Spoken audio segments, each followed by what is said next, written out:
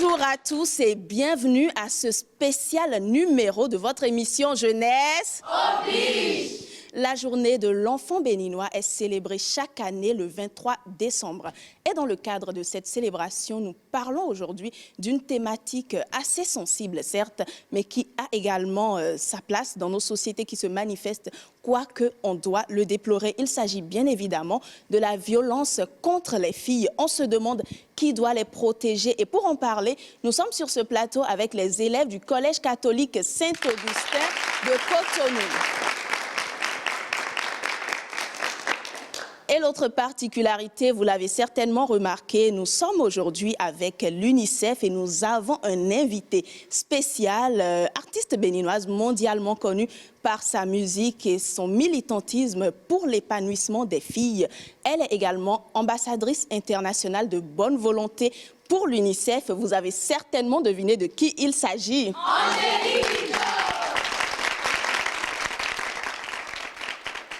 Tout à fait, nous avons l'honneur de recevoir Angélique Kidjo ici sur ce plateau. Mais avant, place au débat et aujourd'hui, c'est Luc Hervé qui va conduire les échanges. Bonjour Luc Hervé. Bonjour. Comment vas-tu? Je vais bien. Alors, tu as 30 minutes d'échange avec tes camarades. Moi, je suis à côté et je vous retrouve juste après. Merci. Donc aujourd'hui, nous sommes ici pour parler d'un thème sensible, mais qui est très important et qui touche surtout les filles dans notre société. Nous allons parler des violences faites aux filles et nous allons nous demander qui doit les protéger. Donc, avant tout, il est nécessaire de définir ce qu'est la violence. Oui. Je m'appelle Ataku Huguette, je suis élève en classe de première D.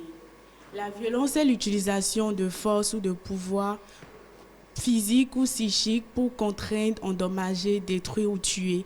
Elle implique des coups, des blessures, la souffrance et beaucoup d'autres choses à l'égard de la victime. Oui, une autre définition. Pour enchérir, moi c'est Babadon Podistella, élève en classe de seconde D. La violence, c'est l'ensemble des actions négatives portant préjudice à l'intégrité d'une personne sur le plan physique, moral, psychique. Une dernière personne. Je m'appelle Avancevou Emmanuela, élève en classe de première C. Selon moi, la violence, c'est l'usage de la force ou l'abus du pouvoir dans le but de nuire à quelqu'un sur les plans physiques et psychologiques. Ok, merci. Donc, selon vous, comment se manifeste cette violence dans la société actuelle? Oui. Je m'appelle Fabou Riquet, élève en classe de première C. On distingue plusieurs types de violences, dont la violence physique. Par exemple, nous pouvons citer le harcèlement sexuel en milieu scolaire. Oui, quelqu'un d'autre? Je m'appelle Rounici Lorraine, élève en classe de seconde D. Nous avons aussi la violence verbale. Oui. Je m'appelle Dossa Immaculée, élève en classe de seconde C. Pour moi, nous pouvons aussi parler de la violence physique qui implique des coups, des blessures sur une personne en vue de lui nuire. Donc, selon vous, qui inflige ces violences aux filles? Bonjour, moi je m'appelle Sabou Sarah, je suis élève en classe de seconde C. Pour moi, ce n'est pas seulement les hommes qui infligent ces violences aux femmes, il y a aussi les parents, même les femmes entre elles, quand il s'agit des propos, des femmes qui peuvent insulter d'autres. Bon, voilà. Quelqu'un d'autre? Oui. Je m'appelle Migan Claron, je suis élève en classe de première D. Selon moi, les violences faites aux filles ne se résument pas seulement dans leur cercle intime. La plupart du temps, les filles sont exposées à la société, donc à des personnes qu'elles ne connaissent pas. Ces personnes ne sont pas toujours animées de bonnes intentions, donc elles peuvent les agresser et commettre des violences, souhaitées ou non, sur elles. À côté. De plus, les parents, souvent, ils sont aveuglés par les traditions et ils pensent bien faire, en fait, mais ils exposent leurs filles à des répercussions psychologiques très graves en les forçant à se marier avec des personnes qu'elles ne veulent pas, en les obligeant, en les exposant à des mutilations génitales. Tout ça dans le but de perpétuer la... Oui, Melvin. Bonjour, je m'appelle Fontoji Melvin, je suis élève en classe de première C. Il faudrait aussi ajouter les violences, les injures entre camarades en milieu scolaire, sur leur forme, le fait peut-être qu'ils n'ont pas, leurs parents n'ont pas les moyens et leur performance en classe aussi. Merci. Donc, je me demande quelles sont les séquelles que ces violences peuvent laisser aux jeunes filles sur le court et sur le long terme. Oui. Je m'appelle Adéchian Gracia, je suis en première D au cours secondaire Saint-Augustin. Comme conséquence, sur le plan psychologique, la fille peut être mentalement dérangée, ça peut lui laisser d'énormes séquelles. Elle peut ne plus s'adapter à la société, ne plus savoir comment se comporter avec des personnes, rester renfermée en soi à cause de cela. Oui, quelqu'un d'autre? Je m'appelle Sebonne Marie Serena, je suis élève en seconde D. Selon moi, nous avons des séquelles comme la stérilité, par exemple pour les mutilations génitales comme l'excision. Oui. Merci. Moi, c'est Idriss Oyusrad, je suis élève en classe de première D. On a la dépression, le décès, le chômage. Oui, Frida. Bonjour, je m'appelle Chatik Frida, je suis en seconde C. On peut aussi parler de la perte de motivation scolaire, la perte de confiance en soi. Merci à tous. Non, je me demande pourquoi ces violences touchent plus les filles que les garçons. Oui. Eh bien, selon moi, les filles sont plus touchées par ces violences puisque les filles, en général, n'arrivent pas à se défendre. Les filles sont un peu, bon, est-ce que c'est le terme approprié, mais les filles sont un peu faibles, ce qui les rendent plus vulnérables à ces violences. Or que les garçons, c'est vrai, il y a des violences sur les garçons, mais les garçons sont plus aptes à se défendre à ces violences. Oui. Moi, je trouve que les filles sont la plupart du temps victimes de ce genre de violence parce que d'abord et avant tout, ces violences sont faites de la part des hommes. Les hommes n'ont pas l'habitude de commettre des violences entre eux. Ils cherchent toujours des personnes un peu plus vulnérables. Ce sont ce type de personnes que les harceleurs, par exemple, se permettent d'agresser, d'insulter, etc. Moi, je pense que les filles sont pour la plupart violentées. Bon, tout ce que mes camarades ont dit sont vrais, mais on ne pourrait pas écarter aussi le fait que les filles sont la cause de leur violence. C'est à cause d'elles-mêmes, des fois, qu'elles sont violentées. Les garçons sont appelés, bon, en milieu scolaire, les chasseurs. On les appelle les chasseurs. Et quand le chasseur voit une proie, il veut forcément s'attaquer à cette proie-là. Toi, une fille plutôt, tu dois savoir comment te tenir pour ne pas attirer l'attention des hommes. Si tu penses que tu préfères t'habiller comme tu veux, te dénuder de manière dévergondée, tout ça, tu vas forcément attirer l'attention sur toi. Et c'est pas que je suis d'accord avec ça, mais c'est un besoin, disons, naturel chez les hommes. Et surtout si ils sont mal éduqués, qui ne voient pas les conséquences de ce qu'ils font, ils vont forcément s'attaquer à toi. Mais pense aussi que c'est un peu de ta faute parce que tu t'es laissé. Êtes-vous du même avis qu'elle? Oui. On est là. Moi, je pense que c'est à cause des mentalités comme ça qu'il y a de plus en plus de violeurs. Parce que, en disant ça, je pense qu'on est en train de donner des excuses aux personnes qui s'attaquent aux jeunes femmes. Quand tu dis que la femme, en s'habillant d'une certaine manière, elle provoque l'homme, d'abord, c'est à cause de ce genre de raisonnement que les filles, quand elles se font violer, elles ne vont pas en parler. Elles ne vont pas aller et se plaindre à la police et tout, parce qu'elles vont se dire, les gens vont dire, c'est de ma faute si je me suis fait violer. Elles ne vont pas aller, elles vont se dire, d'abord les parents, les amis, s'éloignent de ces filles-là qui se font violer parce qu'ils ont le même genre de raisonnement. Ils se disent, elle s'est habillée d'une telle manière, c'est de sa faute si elle s'est fait violer. Je pense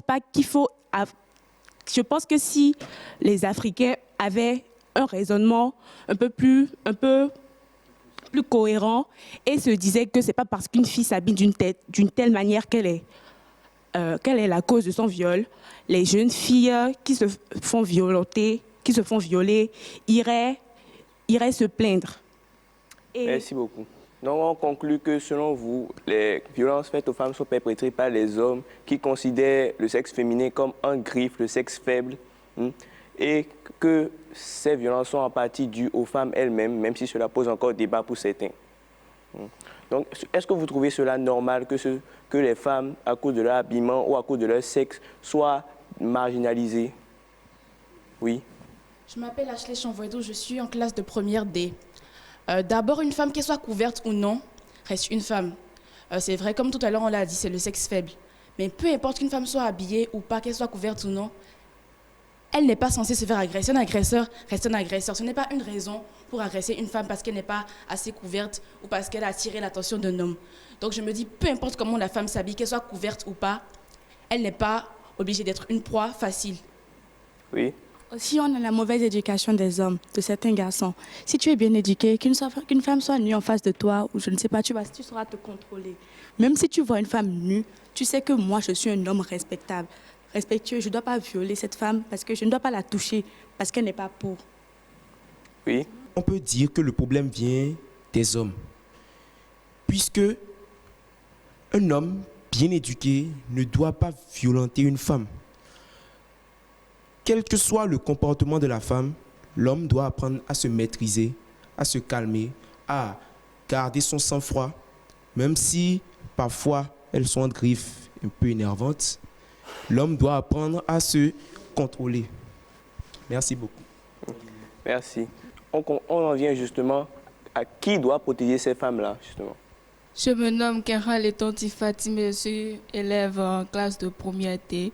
Je me dis, selon moi d'abord, la protection ne vient pas des parents. Il faut avoir aussi, selon la communauté, des dispositions précoces, par exemple, avoir de la patrouille, surtout pendant la nuit. Parce que dans notre cas ici, nous avons remarqué plus souvent que les viols, la violence se fait souvent la nuit. Et parfois, les filles sortent sans l'approbation des parents ou avoir une excuse pour pouvoir sortir. Mais aussi, ça se résume sur l'éducation de base. Si déjà un parent ou bien les parents apprennent à leurs enfants de revenir au plus tôt à la maison, la fille déjà sait déjà à quelle heure elle est à la maison. Mais ça, parfois, les filles ont des justifications pour pouvoir sortir. Moi, je me dis qu'il faut que la communauté prenne des dispositions pour avoir la sécurité des filles en disposant des patrouilles de nuit. Est-ce que cela veut dire que les parents n'ont pas leur rôle à jouer dedans? Moi, je pense que le premier point à souligner, c'est l'éducation, parce que tout part de là. Il faut déjà que dans le cocon familial, il y ait une bonne entente, une bonne relation entre le père, la mère et la fille qui discutent avec leurs enfants sans tabou. Et Prunella. Je m'appelle Teju Prunella, élève en classe de seconde C. Je pense que le premier point pour éviter ces violences, c'est déjà que les sanctions face aux agresseurs soient un peu plus élevées. Ensuite, il faut sensibiliser les parents qui sont eux-mêmes les causes des violences face à leurs enfants pour qu'ils comprennent que ces violences-là, par exemple le mariage forcé et l'excision, ont des conséquences sur le long terme sur leurs enfants et que ça peut détruire leur vie. Ce n'est pas forcément ce qui a marché pour toi qui va marcher pour tes enfants. Et donc, la communauté et les parents, est-ce les seuls qui ont un rôle à jouer dedans? Bon, moi, c'est Stella, élève en classe de seconde D. Ce n'est pas seulement les parents et la communauté. La fille elle-même doit se protéger. Si tu sais que tu veux sortir, nous savons tout ce qui se passe la nuit. À une certaine heure, tu dois être rentré, tu dois avoir des valeurs, tu dois contrôler ton langage pour ne pas attirer l'attention sur toi. Es-tu du même avis? Je me présente, je m'appelle Chopodo Annette. Je suis en seconde D. Je suis du même avis que Stella. Il y a aussi la prise des lois, pas l'État. L'État aussi doit protéger cela. Sarah? Je m'appelle Sabou Sarah, je suis élève en classe de seconde C. Pour moi, tout le monde a sa part de responsabilité dans la lutte contre les violences contre les filles. Les parents, les filles, le gouvernement, la communauté, tout et tout, voilà. Les parents surtout doivent prendre leurs responsabilités en inculquant, en éduquant correctement leurs enfants. Et les filles doivent se montrer doivent accepter l'éducation que les parents leur donnent et les appliquer. Et bien sûr, les parents doivent beaucoup discuter avec les filles parce que s'ils leur interdisent quelque chose, les filles peuvent se demander pourquoi. Donc, ils doivent les expliquer, d'où le dialogue entre parents et enfants. Voilà, c'est ça. Oui. Moi, je trouve qu'il y a aussi les amis qui doivent donner des conseils. Parce qu'il y a des groupes d'amis qu'on fait et ce n'est pas toujours pour faire de bonnes choses. On demande la permission pour aller chez les amis. Mais arriver là-bas, c'est toute autre chose on fait. Ce n'est pas ce que les parents pensent. Arriver là-bas, on a souvent tendance à faire des choses qui ne sont pas toutefois bonnes. Ok. Donc, merci. Donc, même si tout cela était fait, pensez-vous que le phénomène, ces violences faites aux filles, serait éradiqué pour de bon? Ashley? Je ne pense pas que même si on prenait des précautions, les violences faites aux filles seraient éradiquées pour de bon. Parce qu'il y a toujours des personnes qui s'entêtent. Même qu'on interdit quelque chose, ils le font toujours. Donc malgré les punitions que la loi amènerait, je ne pense pas que le phénomène serait interdit pour de bon. Mais par contre, il pourrait être atténué si chacun d'entre nous prenait les précautions qu'il faut. Quelqu'un d'autre? Pour pallier à ce phénomène, nous sommes en Afrique. Nous devons revenir à ce que nous étions avant, éviter l'individualisme. Quand tu vois quelqu'un qui se fait agresser, tu dois alerter la population. Tu dois tout faire parce que nous ne devons pas nous protéger nous-mêmes, nous seuls. Nous devons être solidaires. Merci. Donc, je retiens de ce que vous avez dit que même avec tous les efforts conjugués du gouvernement, des États, le phénomène ne serait pas éradiqué. Donc, en cela, c'est aux filles de prendre les dispositions pour se protéger. Donc, vous êtes tous d'accord là-dessus? Non. Là. Moi, je pense que demander à toutes les filles de s'habiller d'une certaine manière, demander à toutes les jeunes filles de ne pas sortir la nuit, c'est porter atteinte à leur liberté. C'est vrai qu'il y a les dangers la nuit, c'est vrai que s'habiller d'une certaine manière, ça peut attirer des personnes de mauvaises intentions. Mais il ne faut pas pour autant demander aux filles, toi, toutes les filles, toutes les jeunes filles, tu sors la nuit, tu dois t'habiller d'une certaine manière. Tu dois te porter un boubou pour ne pas qu'on voit n'importe quelle partie de ton corps. Tu dois porter des habits qui cachent tout ton genou, tout ton corps. Tu ne dois pas sortir la nuit. Ça, c'est une atteinte à la liberté de la jeune fille. C'est une atteinte à la liberté de la femme. Ouais. Moi, je trouve, franchement, je ne comprends pas pourquoi s'exposer. Je ne pense pas qu'on devrait refuser aux filles de sortir parce qu'elles devront s'intégrer dans la société. Elles ont besoin d'interagir avec celle-ci. Mais il y a des règles. Il y a une façon de se comporter. Quand tu sais que tu es une fille, tu te respectes. Il ne faut pas toujours attendre que les personnes qui te violentent changent leur mentalité parce que ça prend souvent du temps. Lorraine? Moi, je m'appelle Joa Lorraine, élève en classe de seconde C. J'aimerais renchérir ce que Prunelle avait dit tout à l'heure. En fait, les filles, quand elles sortent la nuit, il faut d'abord qu'elles le disent à leurs parents. Qu'elles disent à leurs parents là où elles vont, quand elles doivent rentrer. Comme ça, leurs parents savent que mon enfant, ma fille, est allée à tel endroit, elle rentre à tel endroit, à telle heure, et elle passe par tel endroit. Et aussi, il faut que elle soit accompagnée de quelqu'un de confiance, de quelqu'un qui pourrait les protéger en cas d'agression, en cas de violence. Oui, mais dans certains cas, par exemple, les parents peuvent refuser de donner la permission à leur enfant pour sortir. Donc dans ce cas-là, les enfants vont fuguer, ou peut-être sortir sans l'autorisation. Donc pour éviter ces cas-là, qu'est-ce qu'on peut faire? Oui? Pour éviter ces cas, d'abord, la fille doit être bien éduquée. Une fille bien éduquée, lorsqu'on lui demande de ne pas sortir, elle reste chez elle. Et aussi, les parents doivent vraiment sensibiliser, la société doit sensibiliser les filles sur les dangers qu'il y a la nuit. On ne sort pas. Sortir la nuit, c'est pas quelque chose de bien, parce que la nuit, c'est pour dormir. Si c'est que tu veux sortir, tu peux sortir dans la journée. Tu as ton temps dans la journée. Oui, mais quand tu parles là, tu te concentres sur la nuit, mais on parle des violences en général. Comment éviter toutes les violences en général, même dans la journée? Oui. Eh bien, selon moi, d'après tout ce que mes camarades ont dit, moi, je peux dire que le problème est à 50%, je pèse bien mes mots, à 50% au niveau des filles. Pourquoi je dis ça? Déjà, je ne sais pas ce que les filles peuvent aller chercher la nuit en sortant qu'elles ne peuvent pas chercher le jour. Si par exemple, elle se fait accompagner, elle est bien habillée d'une manière décente, d'une manière catholique si vous voulez, et elle se fait accompagner de quelqu'un, s'il voit une fête et que celui qui l'a accompagné est dans un état maintenant d'ivresse, dites-moi ce qui peut bien se passer. Ça, c'est déjà un.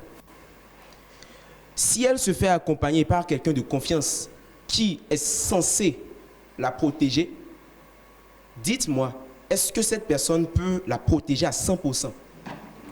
Déjà, cette personne peut faire partie de ceux qui voulaient déjà lui faire du mal. Ça fait un. Et n'oublions pas que tout homme est faillible. Il y a toujours plus fort que soi dans ce monde. Et même si il est fort, s'il se retrouve avec une bande ou un gang d'au moins 10, 15 personnes, dites-moi ce que cette personne de confiance peut faire. Non, merci Melvin. Serena. C'est vrai, je suis d'accord avec Prunelle qui a dit que on ne doit pas priver la fille de de sa liberté, tout et tout, mais il y a aussi les organisations comme l'UNICEF qui doivent militer qui doivent sensibiliser les filles et la population en général. Oui. Maxime. Nous sommes au Bénin et la majorité de la population est dans une religion donnée. Donc on peut aussi procéder à la sensibilisation dans les lieux de culte, à l'école, entre camarades et surtout sur les réseaux sociaux, étant donné que les adolescents sont très actifs sur ces plateformes. Oui. Je pense que les filles ont leur part de responsabilité. Tu peux pas t'habiller, je sais pas, sexy ou autre chose, mais tu peux t'habiller décemment, être à l'aise. Tant que tu te sens à l'aise dans ce que tu portes, je ne pense pas qu'on puisse te refuser. Enfin, je ne pense pas qu'on doive te refuser de t'habiller de la manière dont tu veux. Pour régler le problème que Melvin avait soulevé en disant qu'il y a toujours plus fort que soi, certes, c'est en cela que la communauté doit intervenir. Si tu veux sortir, même si c'est accompagné ou même si tu n'es pas accompagné, et que c'est la nuit ou bien c'est la journée, la communauté doit être là, doit être présente pour toi. Si tu vas dire à tes parents, enfin, c'est un problème de réglementation, c'est un problème d'organisation. Tu dis à tes parents, je vais à tel endroit à telle heure, je reviens à telle heure, je passe par telle route. La route est censée être éclairée.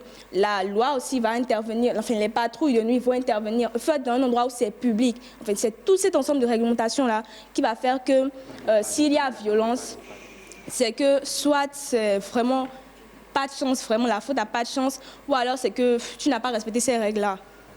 Mais est-ce que l'application de toutes ces règles ne revient-elle pas empêcher la fille d'être libre dans son adolescence? Melvin. Je ne pense pas que l'application de ces règles empêche la fille d'être libre. La fille n'a pas besoin d'être libre à 100%. Moi, je ne pense pas ça. Puisque l'expérience a montré que si une fille se donne de la liberté à 100%, ça rentre dans autre chose et elle devient autre chose. Ça, c'est un premier cas. Un second cas, elle a aussi dit que c'est un problème d'organisation. Tu dois dire à ton père, bien à tes parents, que tu es à tel endroit, viens me chercher à telle heure. Mais l'expérience a montré que ça ne se passe jamais comme ça. C'est bon.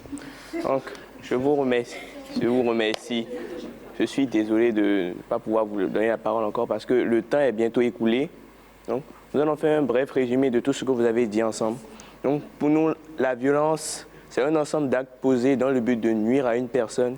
Et la violence faite aux filles se manifeste par les mutilations, comme on l'a dit, les agressions, les harcèlements. Et pour lutter contre cela, il faut l'action conjuguée non seulement de la fille, mais aussi du gouvernement, de la société, de la communauté, et ainsi de suite. Merci. Donc, maintenant que nous avons fini, nous allons accueillir notre journaliste.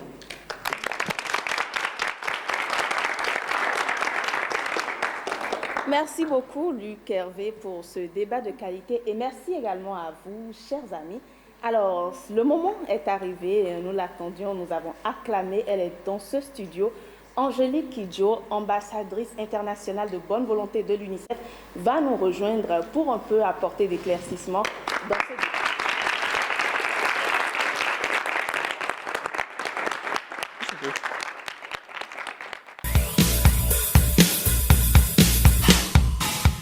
Voilà, elle est dans ce studio, elle est sur ce plateau et elle est installée. Bonjour Madame Angélique Kidjo. Bonjour Mademoiselle. Merci d'avoir accepté notre invitation. C'est un plaisir pour nous de vous avoir avec nous aujourd'hui. Je suis très heureuse d'être ici. Alors, les violences contre les filles, qui doit les protéger? Le débat a été fait. Beaucoup de choses ont été dites. Dites-nous déjà votre position par rapport à tout ce qui a été dit sur ce plateau. Tout ce que j'ai entendu part d'un bon sentiment, mais en même temps, on est toujours dans les normes sociétales qui font que les femmes doivent être limitées dans leur liberté. À cet âge si jeune que j'entends les garçons qui me disent que la femme doit se comporter comme ceci, doit se comporter comme cela, alors qu'eux, ils n'ont aucune limite, ça me pose un problème. Alors, qui protège les filles? En premier lieu, c'est le gouvernement. Le gouvernement, aujourd'hui, dans ce pays, d'après ce que je sais, a voté des lois pour protéger les jeunes filles. Maintenant, il faut que les lois soient suivies d'action, qu'on engage des agents qui soient sur le terrain, qu'on les engage quand une fille arrive et dit « j'ai été violée, j'ai été violentée », que sa parole soit crue et qu'une action soit menée, une enquête soit menée pour qu'on la protège. Deuxièmement, la société civile dans laquelle nous vivons doit se rendre compte que si on n'est pas capable de protéger nos enfants, on n'a pas de société, on n'a pas de pays, on n'a pas de nation. 3. Les parents. Je viens du Nord, où j'ai appris qu'il y a des endroits où on fait des échanges. Quelqu'un vient labourer la terre du père et il envoie sa fille à épouser l'autre. Pour moi, c'est de l'esclavage. On est passé par là déjà et c'est absolument intolérable, inacceptable et ça doit être puni sévèrement. Aucun parent, je prendrai l'exemple de mon père et de ma mère. Nous sommes 10 enfants, 3 filles et 7 garçons. Et je me rappelle la pression de mon père à l'approche des rentrées d'école pour marier ces 3 filles. Et mon père disait toujours, mes filles ne sont pas des marchandises. Mes enfants ne m'appartiennent pas, ce ne sont pas des objets, c'est des êtres humains que j'ai mis au monde. Ils ont une tête pour réfléchir, choisiront leur destinée. Moi, mon devoir, c'est de les mettre à l'école et d'être un mur solide sur lequel ils peuvent venir se poser tout le temps. Si jamais un de mes garçons porte la main sur une femme, moi-même je vais à la mairie, il devient un bâtard, moi mon nom ne fait plus partie de ça. Ma mère a appris à faire à manger, à faire la cuisine, à aller au marché. Toutes mes belles-sœurs aujourd'hui, elles ne jurent que par ça, parce qu'un homme qui est indépendant, c'est un homme qui comprend la charge de travail qu'une femme porte par jour. On dit que l'homme est le sexe fort. Il ne fait pas le quart du métier que le... Partout dans le monde, c'est éprouvé que sans les femmes, les sociétés, toutes les sociétés s'écroulent. L'homme peut me dire qu'il est fort autant qu'il veut. Tant qu'il ne fait pas la moitié de ce que je fais, il ne peut pas me dire ce que je dois faire. Et aussi les enfants qui sont ici. Vous devez savoir que vous avez des droits et les connaître. Et savoir où aller pour aller se plaindre. Il y a un numéro 138. Quelqu'un se fait violenter, vous appelez, c'est répertorié, il y aura une réponse pour ça. Je suis contente en tant que béninoise de voir que ces choses sont mises en place. Quand moi j'étais ici, il n'y avait pas de ça. Donc le travail de l'UNICEF a permis une prise de conscience du gouvernement béninois qui a réagi. Les lois sont là, c'est un fait. Mais une loi qui n'est pas suivie d'action n'est pas une loi, ça n'a pas de sens, car ça n'impacte pas la vie et n'impacte pas le changement. J'aimerais que vous m'écoutiez vraiment, parce que vous êtes les adultes de demain. Si vous commencez par me dire qu'une jeune fille doit s'habiller d'une certaine façon pour être dehors, je vais vous donner un exemple. Quand il y a eu le printemps arabe en Éthiopie, en Égypte, et qu'il y a eu les mouvements, les femmes ont été violées pendant ce mouvement-là. Elles étaient voilées de la tête jusqu'aux pieds. Alors, qu'on me dise qu'une femme n'a pas le droit de s'habiller comme elle veut, je dirais pareil pour le mec à ce moment-là. D'accord? Je veux que vous oubliez ces gens, les filles comme les garçons, je ne veux plus jamais vous entendre parler de ça au Bénin. Ce n'est pas la faute de la femme quand elle s'habille comme elle veut. En gros, ce que vous me dites par là, c'est que l'homme n'a pas de tête pour réfléchir. Que l'homme est guidé par ses instincts. Que si une fille est habillée sexy, l'homme a le devoir et le droit d'aller lui faire violence. Ça fait de l'homme quoi? Ça fait de vous quoi? Des êtres doués de raison? Les valeurs dont vous parlez, ça va dans les deux sens. D'accord? Une jeune femme, une jeune fille doit être en mesure de se sentir en sécurité quand les hommes sont là. Que ce soit le frère, le cousin, le père, on s'en fout. Vous êtes là, c'est une fille de votre pays. Ça peut être votre sœur. Vous voyez quelqu'un, un homme qui est en train de la violenter, vous vous levez direct. Et il ne faut même pas savoir, comprendre ce qui se passe. Une fille qui est en train, ou une femme qui est en train de se faire violenter, un homme reste là qui ne réagit pas, ce n'est pas un homme, pour moi c'est un lâche. Donc, ce que je veux vous faire comprendre ici, c'est la religion, c'est une chose. Ce que la famille dit, c'est une chose. Parlez. N'ayez pas peur de parler, les filles. Parlez, ça se passe, il faut que ça sorte. Parlez à vos parents, qu'ils veulent vous écouter ou pas, vous leur parlez. Parce que vous avez des informations qui n'ont forcément pas. Le monde évolue. Et j'ai l'impression qu'on vit au Moyen-Âge encore au Bénin. Dans tous les pays d'Afrique que je vais, je rencontre les mêmes problèmes avec les jeunes que vous. À croire que nos traditions sont devenues une excuse pour abuser des droits des filles allègrement et se dire « Oh, je suis le parent, j'ai le droit. Oh, je suis un garçon, j'ai le droit de violer une fille parce que, bon, j'ai envie, elle est mal. » Non, mais attendez, quoi. Merci. Alors, merci beaucoup à vous, Angélique Kidjo. Justement, vous parlez de tradition. Il y a deux mots qui sont beaucoup revenus, éducation et mauvaise éducation. Qu'on le veuille ou pas, ce sont des propos qu'on entend un peu partout, qui sont transmis dans des foyers, dans des familles. Face à cette situation, est-ce que vous pensez qu'il faudrait peut-être revoir la façon d'éduquer ou sensibiliser, ou quand même continuer à dire aux filles, protégez-vous, il y a des dangers, les hommes vont vous violer. Comment vous... Non, il faut parler aussi aux familles. Je crois que c'était important de faire un travail de sensibilisation des familles. J'écoute ça et je me dis, je me rends compte de la chance que j'ai eue d'être né dans une famille où mon père était un féministe, mais convaincu. Mon père, toutes les traditions qui peuvent nous faire mal, il a dit jamais de la vie. Dans le village, il va dire, avant, vous voulez faire la cérémonie, je donne l'argent, mais personne ne touche à mes enfants. C'est ça le devoir des parents. Les parents doivent savoir que leurs enfants ne leur appartiennent pas. Ce n'est pas une possession, ce ne sont pas des objets, c'est des êtres humains qui ont le droit à vivre leur vie librement, de la tête jusqu'aux pieds. À quel moment on sait qu'on a été dans l'extrême, on a fait une violence? Tout à l'heure sur le plateau, on a parlé également des insultes, les agressions sont beaucoup revenues. À quel moment on sait qu'on est violenté et qu'on peut aller porter plainte? À partir du moment où on se sent psychologiquement mal et physiquement mal et qu'on se sent... La chose la plus importante, c'est ne jamais avoir honte de soi. La confiance en soi, c'est absolument impératif pour réussir dans la vie. Quand vous ne vous sentez pas bien et que c'est comme ça, 138 appelés. S'il faut, les parents vont s'asseoir avec. Les mots, ça blesse plus. Des fois, ça a des conséquences beaucoup plus durables que les coups. Donc, il faut que ce numéro-là serve aux jeunes pour avoir des dialogues avec les parents. Que le gouvernement mette en place des agents qui sont formés à parler autant aux adolescents qu'à parler aux parents. Dans tous les sens du terme, du nord au sud, du centre, où qu'on aille. Parce que moi, je dis ça parce que c'est mon pays et que j'aimerais qu'il y ait un changement profond et drastique dans ce pays pour servir d'exemple aux autres pays où les choses se font, mais se font lentement. D'accord. Nous avons quelques questions, mais très rapidement, avant de passer la parole. Dans nos propos, l'UNICEF également a été cité. Il faut que l'UNICEF sensibilise, mais nous savons que l'UNICEF est présent sur le terrain. Je vais dire donc, est-ce que vous pouvez rapidement expliquer aux enfants ce que vous faites déjà à ce niveau? L'UNICEF est l'une des seules organisations au monde qui travaille avec les gens. Pas pour les gens et pas contre les gens. C'est-à-dire qu'on ne trouve pas de solution sans les personnes. Parce que les problèmes dans les communautés, les gens les connaissent et ils ont les solutions. Et quand on arrive, qu'est-ce qu'on apporte? On apporte une expertise et on apporte une aide.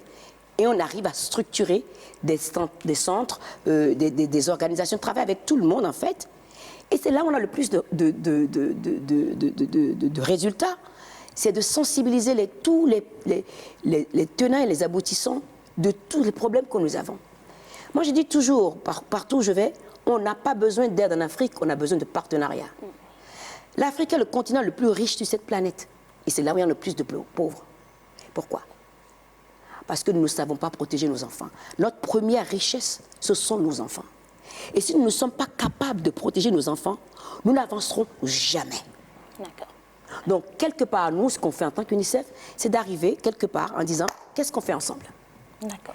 Tous les problèmes qu'il y a, nutrition, on parle de la nutrition, de l'éducation, violence faite aux femmes, l'autonomisation des femmes, on fait beaucoup de choses, mais toujours avec les communautés, mais toujours avec les gens.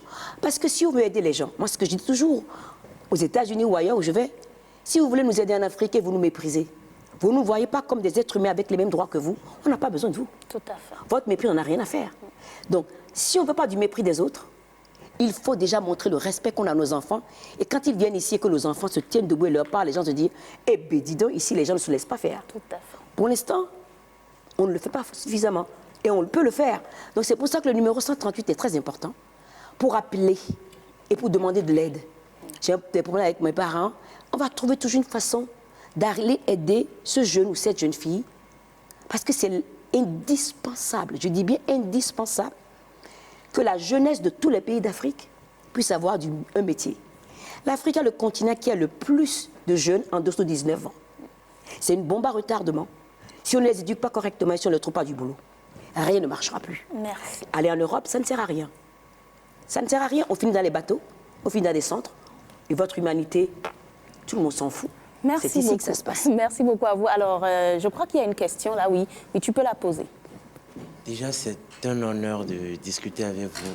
Franchement, avant de venir ici, je ne vous connaissais pas. Ah, Mais- c'est une bonne chose. J'aime ça aussi. Mais en vous entendant, en vous écoutant parler, franchement, vous m'avez touché parce que je me suis reconnu un peu dans ce que vous avez dit. J'ai une vision un peu dépassée des choses. Maintenant, ma question, c'est, vous avez parlé du numéro, mais lorsqu'une fille est victime de violence, est-ce qu'elle est sûre, parce qu'on est au Bénin, d'appeler ce numéro et d'être prise en charge? Bien sûr. Elle est sûre. C'est ce que le gouvernement a dit qu'elle fait. Si vous n'avez pas confiance en votre gouvernement? Oui, non, mais en fait, le truc, c'est qu'on est tellement habitué à avoir une différence notable entre ce qu'on nous dit et ce qui est fait. Je suis tout à fait d'accord avec toi parce que c'est souvent, c'est humain de poser des questions et c'est humain de douter. Si on ne doute pas, on n'a pas de connaissance. C'est pas possible. Le doute fait partie de la maturité et de la sagesse en même temps. Donc ce numéro, il a été mis en place. Il a été mis en place justement pour des questions pareilles. C'est répertorié, les réponses arrivent d'ailleurs. Des gens qui peuvent répondre à cette question, on les trouve. Quand vous appelez, il y a tout un processus qui prend cet appel en compte et trouve la réponse qu'il faut à cette question-là. Et je pense aussi qu'il faudrait, et ce qui serait intéressant aussi, c'est qu'en dehors de ce numéro, ce que moi je veux dire ici, c'est que dans les commissariats, qu'on forme les policières et les policiers à accueillir les jeunes filles et les femmes qui subissent les violences et qu'on ne mette pas leurs paroles en doute. Que cette histoire de tradition, que la femme, quand elle vient se plaindre d'une violence, c'est de sa faute. Parce que les hommes qui se conduisent comme ça, ils se tirent une balle dans le pied. Je vais vous donner l'exemple de l'Inde. Marier une jeune fille en Inde, ça coûte une fortune, ça ruine les familles. Et du moment où, en Inde, l'échographie a été possible pour les femmes enceintes, dès qu'elles trouvent qu'elles étaient enceintes de jeunes filles, elles avortaient. Parce que ça coûtait trop chaud, trop cher. Du coup, il y a des villages entiers, des endroits entiers en Inde où il y a une pénurie de femmes. Parce que les familles ne peuvent pas. Et le problème, ce dont nous ne parlons pas ici, c'est qu'une adolescente, une jeune fille, n'a pas le corps pour porter un bébé. Chaque année, en Afrique, on perd un demi-million d'adolescentes qui meurent dans la naissance. Leur corps est un corps d'enfant. On a beau être grand à 12 ans, c'est 12 ans. Tu n'as pas 20 ans, tu n'as pas 21 ans, tu n'as pas 23 ans, tu ne peux pas. C'est impossible. Donc quand on viole une jeune fille, non seulement elle souffre, mais en même temps, on tue son futur. Dès que tu as un enfant, ce n'est pas un jouet, il faut s'en occuper 24 heures sur 24. C'est-à-dire que vous engrossez une gamine qui a un autre bébé, qui n'a aucune expérience pour élever cet enfant. Donc le cycle de pauvreté n'arrête pas de se continuer, parce que la plupart du temps, les mecs, ils s'en vont. Mais c'est quoi cet homme? Une femme ne tombe pas enceinte toute seule. Les hommes sont-ils des hommes d'honneur dans ce pays où les hommes béninois n'ont aucun honneur? Moi, je ne le crois pas, parce que mes frères sont des hommes d'honneur. Mon père a toujours été un homme d'honneur, donc je ne le crois pas. C'est une question d'éducation. Vous êtes à l'école, quand vous me dites une jeune fille ne doit pas sortir le soir. Ça veut dire quoi, en gros? Que l'espace public est uniquement dédié à l'homme. Et que la jeune fille, elle doit rester à la maison. Ça veut dire, en gros, la jeune fille ne peut qu'être femme et mère. Elle ne peut pas être directrice de banque. Elle ne peut pas être directrice. Elle ne peut pas avoir un boulot en dehors du fait de l'idée que l'homme a de la femme, qu'elle doit être ma femme. Ce n'est pas une possession. Une femme est un être humain qui a des rêves, qui a des ambitions. Et quand on fait ça, qu'est-ce qu'on fait? On appauvrit sa propre famille. On appauvrit ses enfants. On appauvrit le pays. On ne fait rien de positif en empêchant les femmes de développer leur potentiel. Donc, on est en train de travailler en ce moment avec le gouvernement pour faire que les droits des jeunes filles soient pris en compte. Parce que c'est un manque à gagner de milliards, les femmes. Chaque vie de fille qui est perdue, c'est des milliards qu'on perd. On parle de pauvreté, on n'a pas de boulot. Tant que les filles, les jeunes filles de ce pays ne seront pas libres, ne pourront pas faire des études jusqu'à l'université et transformer complètement nos sociétés, on sera toujours pauvre. Merci. Alors, merci beaucoup à vous. Je ne sais pas s'il y a d'autres questions. Oui, allez-y.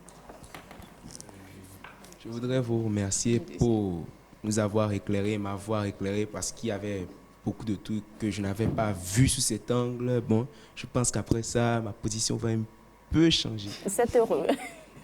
Ben, j'ai une petite question. Vous avez dit que le numéro 138, il est fait pour que lorsque les filles soient violentées... N'importe qui, hein?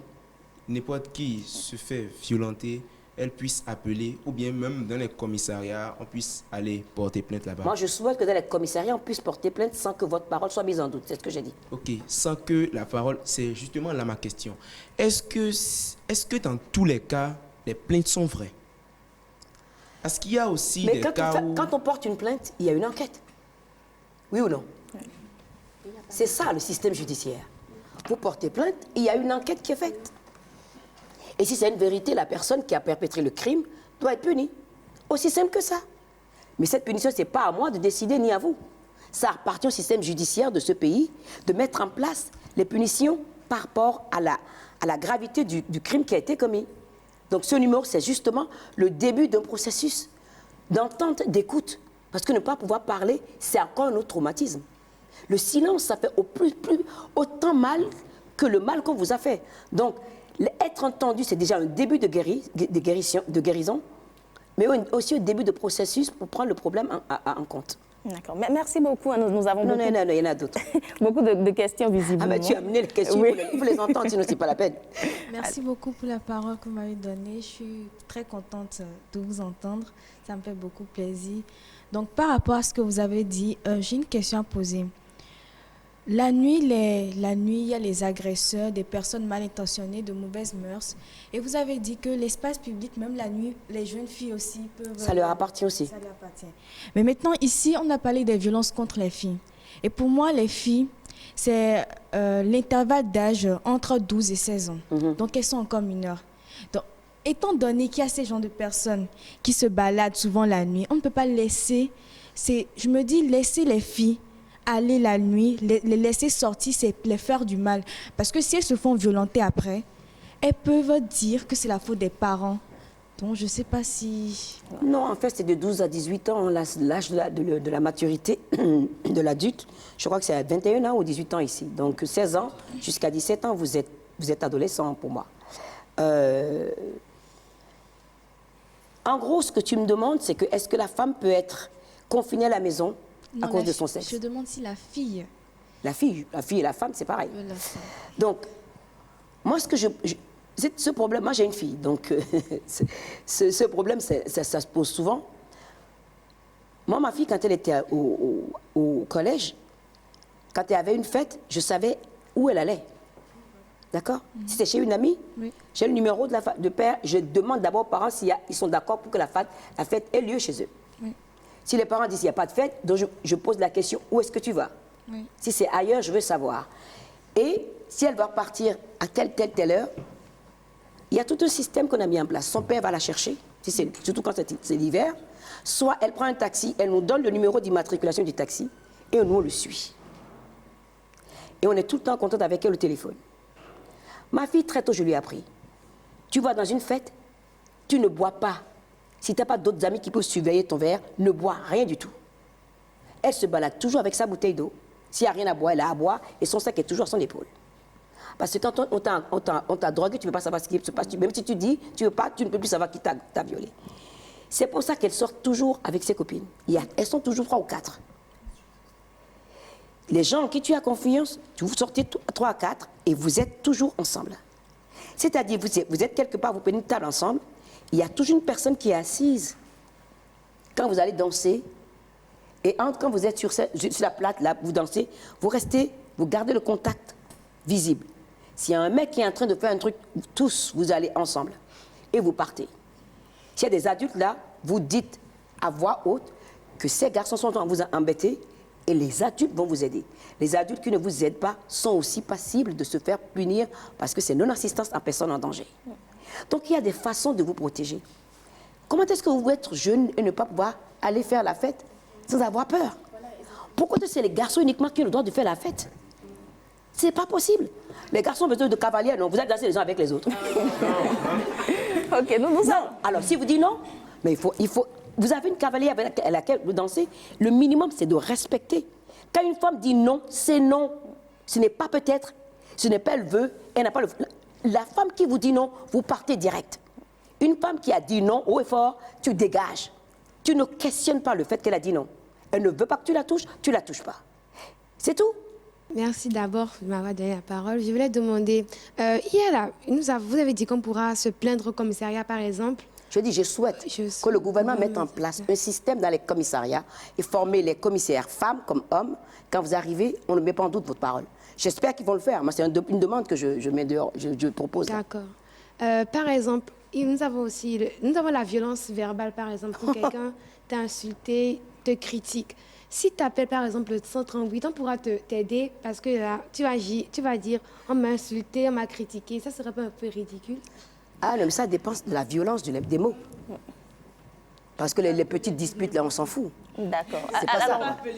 Non, je ne vais pas dire... Une autre question de ce côté? Oui, vas-y. Bon, merci de m'avoir donné la parole. C'est un grand plaisir de vous avoir en face de nous aussi. Donc, quand vous avez dit que quand vous étiez jeune, vous sortez... Non, vous avez parlé de votre fille plutôt. Elle sort avec toujours 3 ou 4 amis. Copines, ouais. Oui, mais ces amis ne sont pas forcément des personnes de confiance. Ça peut être aussi... Ah non, là, on arrête. Comment on définit ami? La personne que tu appelles ami, si tu n'as pas confiance à cette personne, ce n'est pas ton ami. C'est toi qui définis tes amis avec lesquels tu veux sortir, en qui tu as confiance. Là, tu dois prendre une responsabilité aussi. Parce que si les gens avec lesquels tu t'entoures, c'est toi qui les choisis. Les amis, on les choisit. Les frères et sœurs, on ne les choisit pas. Les amis, c'est la famille à part qu'on se fait. À qui on dit des choses qu'on ne dira pas à son frère ou à sa sœur ou à sa mère. Si tu n'as pas ce genre de personnes autour de toi, tu ne sors pas avec. Aussi simple que ça. D'accord. Si les gens à qui tu parles, tu penses qu'ils peuvent garder ton secret, qu'ils peuvent être avec toi et c'est tes amis, c'est avec ceux-là que tu sors. On ne connaît pas toujours la vraie personnalité de tout le monde. Donc, c'est en fait ça le problème. Alors là, tu n'auras pas de vie, ma chérie. D'accord, comme dirait ma mère, un être humain n'est pas une pomme que tu peux couper en deux pour voir ce qu'il y a dedans. Tu prends un risque. Il y a des tests. Si tu dis un truc et qu'elle raconte à quelqu'un d'autre, tu sais que tu n'as pas besoin de lui faire confiance. C'est tout. D'accord, je pense qu'on a fini. Ici, là. Ah oui, avec les questions de ce côté. Très rapidement, on va recenser les questions ici. Oui, allez-y, très vite. Merci beaucoup de nous avoir donné l'opportunité de vous parler. Vous avez dit que privé, disons, il y a une fille de la manière dont elle doit s'habiller, disons, c'est la priver en quelque sorte de sa liberté. Mais l'habillement, c'est un canal de message. Si tu t'habilles mal, tu transmets un mauvais message. Or, et quand on dit s'habiller de manière décente, de manière sobre, c'est-à-dire s'habiller de manière à ce que les parties qui font du genre, les parties qui font ta féminité, si je peux le dire en ces termes, ne soient pas dévoilées. C'est-à-dire que tu couvres ton corps de manière à ce que le message que tu transmets ne soit pas un message du genre je suis disponible, quelque chose. Tu veux t'habiller comme une bonne soeur pour aller danser, tu peux le faire. Hein? Non, c'est Non, c'est que pas forcément comme ça, mais ce que je comprends à travers leurs propos, c'est du genre, il faut laisser la fille s'habiller comme elle veut, du genre, si elle veut porter une petite jupe, elle peut. Mais en fait, moi, je ne suis pas d'accord parce que une fille déjà qui se respecte, selon moi, ne veut pas sortir en portant une petite jupe. Écoute, ça c'est ta vision du monde. Si tu ne veux pas t'habiller avec une petite jupe, ça te regarde. Mais que tu dises que les autres n'ont pas le droit de le faire, ça, ce n'est pas bon. Si une fille a envie de s'habiller avec sa petite jupe, elle s'habille avec sa petite jupe. Tu n'as pas envie de le faire, tu as tout à fait le droit de t'habiller comme tu veux. Tes valeurs ne sont pas les valeurs de tout le monde. À partir du moment où on commence à dire ce qui est bien pour moi doit être bien pour l'autre, ce n'est plus de la liberté. Ce qui fonctionne avec toi ne fonctionne pas avec elle. Vous n'avez pas le même corps, vous n'avez pas la même façon de penser, vous n'avez pas la même façon vous n'avez pas les mêmes moyens de vous habiller. Chacun s'habille comme il veut. D'accord. C'est tout. Merci beaucoup. Une autre question rapidement? Oui, nous en avons deux en plus, je crois. J'aimerais comprendre un point d'ombre que je n'arrive pas à éclaircir depuis. Je rejoins l'idée de mon amie, elle a parlé des fréquentations, ceux en qui on doit avoir confiance ou pas. De nos jours, on constate surtout à l'approche des fêtes, il y a des parents qui livrent leurs enfants pour essayer de trouver de l'argent. Donc, si on ne peut pas avoir confiance à nos propres parents, en qui on va avoir confiance? Et ça, c'est là mon problème. Parce qu'un parent doit protéger ses enfants à tout prix. C'est ce que j'ai dit au départ. Moi, mon père, il n'a eu peur de personne.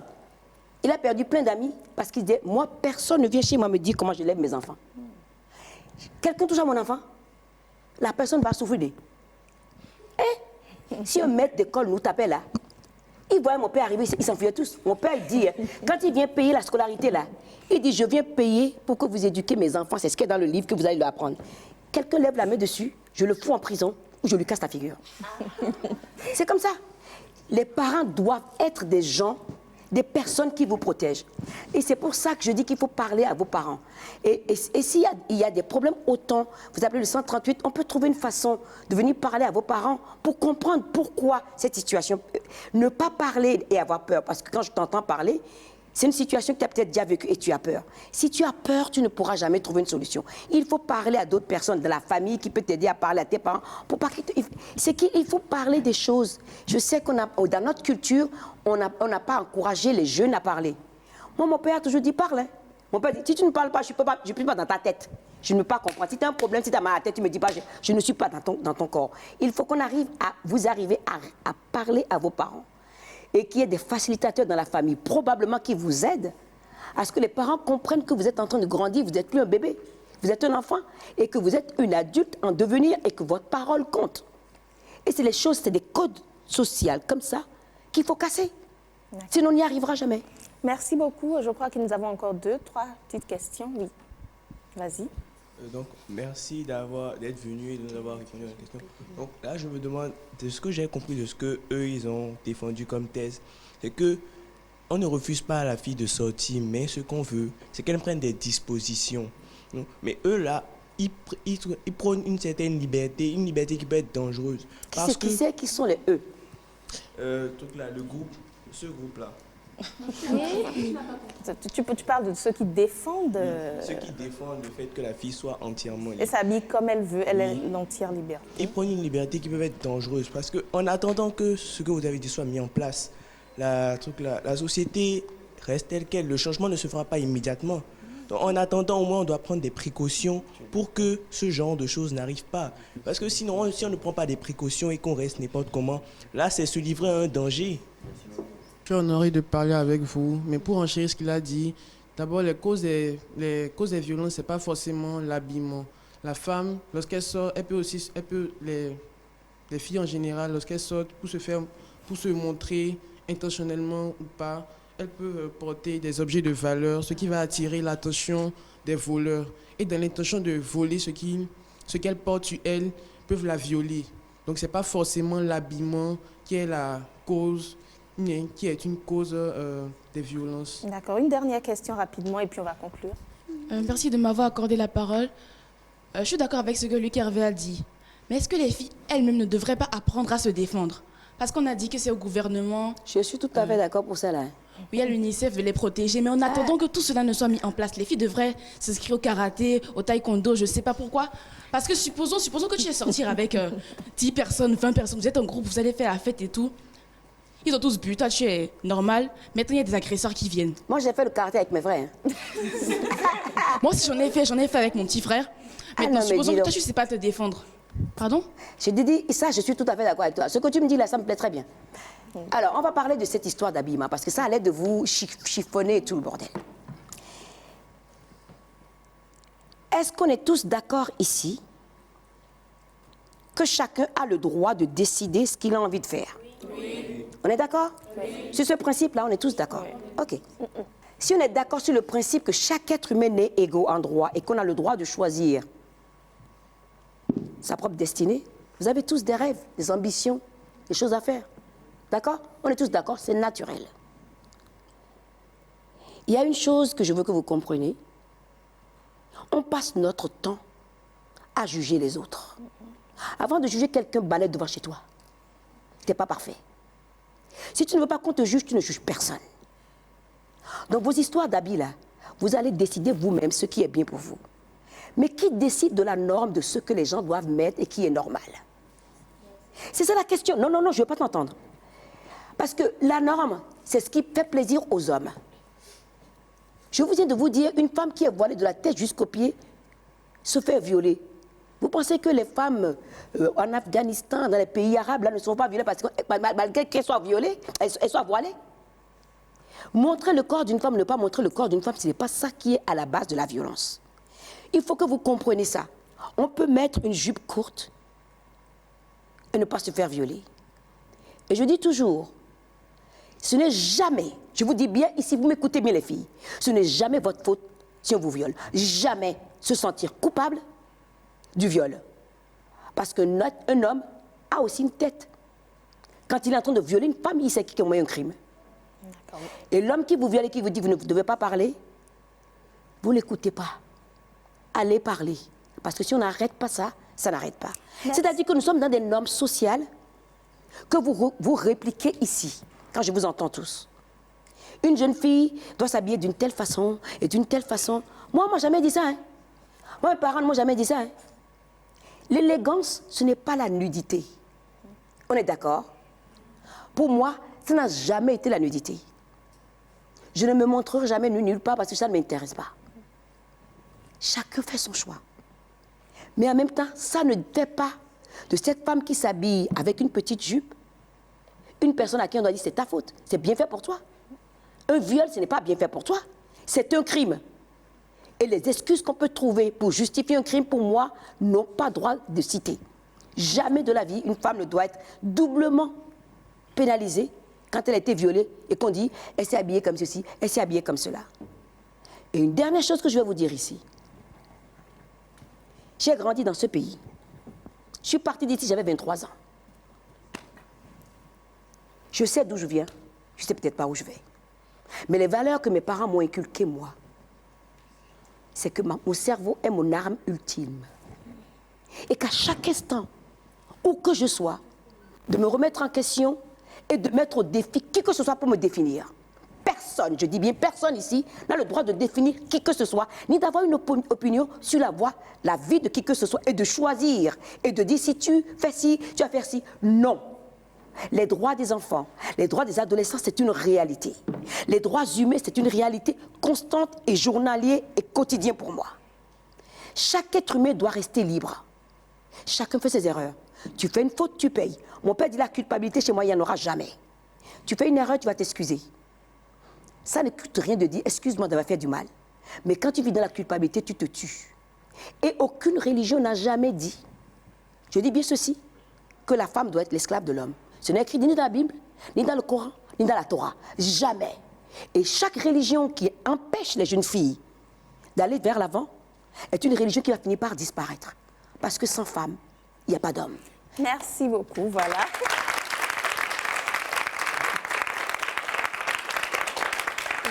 Ça mérite en effet un applaudissement et nous sommes au terme de notre émission qui a quand même... La patience qu'elle a eue. Alors, nous sommes à la fin de cette émission. Merci beaucoup à vous d'être venus. L'essentiel à retenir, c'est que chaque enfant, garçon ou fille, naît libre et a les mêmes droits. N'oubliez surtout pas le 138 dès que vous vous sentez agressé. L'État est là pour vous soutenir, les organisations comme l'UNICEF également. Merci de nous avoir suivis et à très bientôt. Merci.